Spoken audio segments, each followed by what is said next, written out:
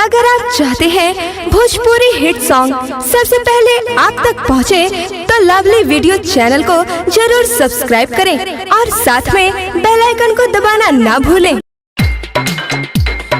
ऊपर वाला दुनु होए लूनो रे, दुनु होए लूनो रे। डीजे विकास लीगा सीतामढ़ी। आप सुन रहे हैं अमित पटेल की आवाज। ऊपर वाला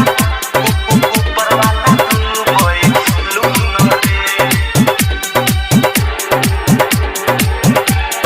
दुनु होए लूनो रे। पहिले ही रतिया भइल दूर गतिया, पहिले ही रतिया भइल दूर गतिया, कइले बमुआ ना सुनो रे, ह कइले बमार के सुनो रे।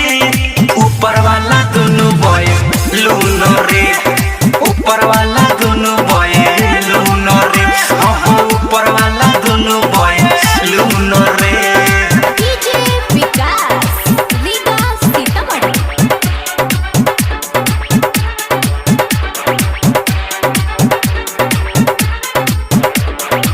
Shiv Manmohan recording studio Delhi. ऊपर वाला दुनु बॉय लूनो रे, दुनु बॉय लूनो रे। उठे दर्द बड़ी जोरबा से,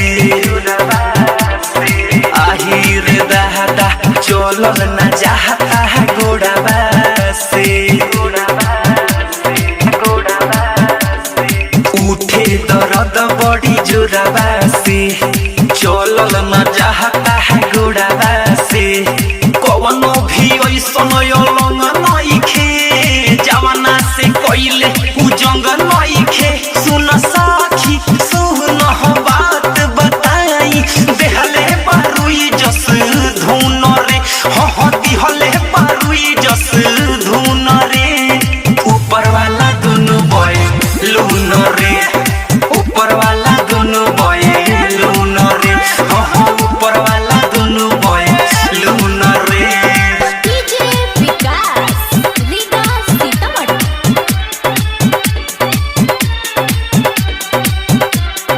ऊपर वाला दुनु बॉय लूनो रे, दुनु बॉय लूनो रे। दिहलस पलंग पर चापी हो,